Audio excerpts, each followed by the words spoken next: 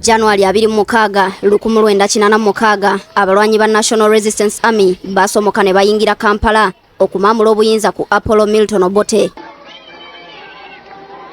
Nga 28 January 1986 Yoweri Kaguta Museveni yakuba ebirayiro ku kizimbe kya Parliament mu Kampala era nakwasibwa obuyinza okukulembera Uganda ng'omukulembeze ow'omwenda bukya gwanga lifuna obwetwaze.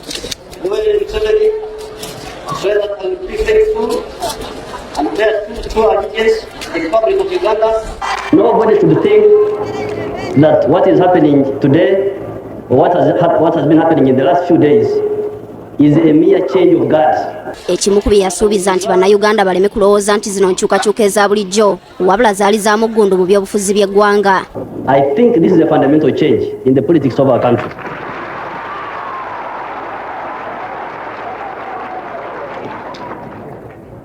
Because in Africa we have seen so much change that change has become meaningless. It's no longer change but merely turmoil. This group getting rid of that group and that group doing worse than the group it got rid of. Now, please, do not count us in that category of people.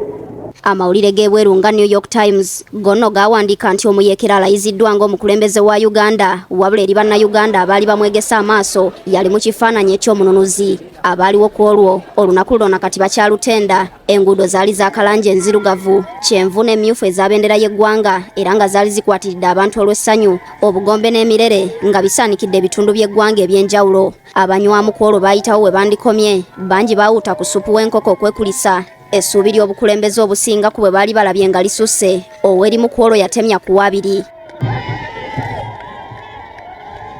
Museveni yali alayira ng'emirambo gy'abantu mu bitundu ebimu babuuka mibuuke kubanga olutalo lwali lwakaggwa ate nga tewannabeerawo nteekateeka ya kugiggyawo. Wadde okutya kwali kungi, bannayuganda baabuuka emirambo okujaguza okulayira kwa Museveni naye ebyafaayo biraga nti essanyu eryo lyali liva ku bulumi obw'emyaka egiwera bannayuganda bwe baali balina, gamba ng'obukambwe bw'ab'ebyokwerinda, omwali okuwamba abantu okw'ekyoyononere, okusibibwa mu makomera nga teri kuwozesebwa oba obwenkanya, amagye okubba ebintu by'abantu nga teri akuba ku nsolobotto, obusosoze mu mawanga bwali bungi, obwannakyemalira, ssaako ebikolwa ebirala ebityoboola eddembe ly'obuntu.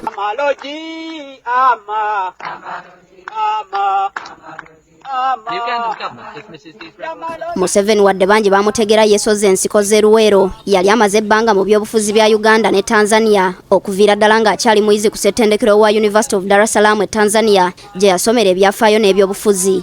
Eno Museveni yatandikawo ekisinde kya University Students African Revolutionary Front USAF n'oluvannyuma abayizi bano ne beeyunga ku Frelimo Museveni gye yafunira okutendekebwa okw'amagye. Wakati wa 1971 ne 1973 Museveni ne banne bagunjawo akabinja akagambibwa okubaako ekiyekera akayitibwa Front for National Salvation oba FRONASA ng'ali e Tanzania, Museveni ng'ali wamu ne Julius Nyerere anokolwayo mu lutalo olwayambako Obote okuggyako Amin. Ate mu 1980 Museveni yakomawo mu Uganda n'asiisira mu bukiikaddyo bw'eggwanga, olwo nno kwe kutandikawo ekisinde kye yatuuma Movement for the Struggle for Political Rights, so nga ate abalala baali bakiyita the Popular Resistance Army. Ezimu ku nsonga ezaali ku mwanjo kwali kubba bululu. Omukutu gw'ebyafaayo ogwa Wikipedia gulaga nti ekibinja kya Popular Resistance Army kyakwatagana n'ekibinja kya Yusuf Lule ekya Uganda Freedom Fighters ne bagunjawo National Resistance Army eggye lyalwana olutalo okutuusa we baawangula ne lyeyubula okufuuka ekibiina ekya National Resistance Movement. The National Resistance Movement, I think, is a clear-headed movement with clear objectives and with good membership. I think it makes a very big difference from the situation in which we were, where the very people in power were they themselves encouraging evil instead of trying to combat evil. I think this is a slightly different situation. Akalulu akasooka nga Museveni afuga kaliwo mu mwaka gwa 1996 ngono yawangula Paul Kawanga Semogerere n'ebitundu 75 ku 100. Amangu ddala yaleeta enkola ya bonna basome mu primary nga gy'abaana bana mu buli maka okusomera obwereere olw'okulwanyisa obutamanya. Okulonda okwokubiri kwali kwa 2001 Museveni kwe yeetabamu n'eyali mukwano gwe era omusawo we ow'ekyama Dr. Kiza Besigye. Akalulu kano yakawangula n'ebitundu 69 ku 100. ono yali asuubizza okuta obuyinza amangu ddala so nga ne ssemateeka yali alaga ekkomo ku bisanja 2 byokka wabula ssemateeka amangu ago yakyusibwa ebisanja ne biggyibwawo mu 2005. Mu mwaka gwa 2006 Museveni era yaddamu ne yeesimbawo n'awangula n'ebitundu 59 ku 100. Mu 2011 Museveni yawangulira ku bitundu 68 ku 100 ate mu 2016 yawangulira ku bitundu 61 ku 100. Mu Desemba 2017 obuwaayiro mu ssemateeka obwali bulambika nti omuntu asusiza emyaka 75 talina kwesimbawo ku bukulembeze bwa ggwanga bwaggyibwamu ssemateeka n'akyusibwa nga tannaba kuddamu kwesimbawo. Museveni yakyusa amannya n'ayongerako erya Tibuhaburwa. Akalulu akatuusizza Museveni ku kulayira kw'olwaleero yakawangulira ku bitundu 58 ku 100 era kaakubwa mu January 2021. Okuva mu mwaka gwa 2021 okutuusa olwaleero obuwanguzi bwa Museveni buzze buwakanyizibwa mu kkooti ensukulumu era abalamuzi bazze bazuula nti okulonda buli kadde kubeeramu ebirumira naye tewabeera nsonga ya simba lwaki obuwanguzi busazibwamu.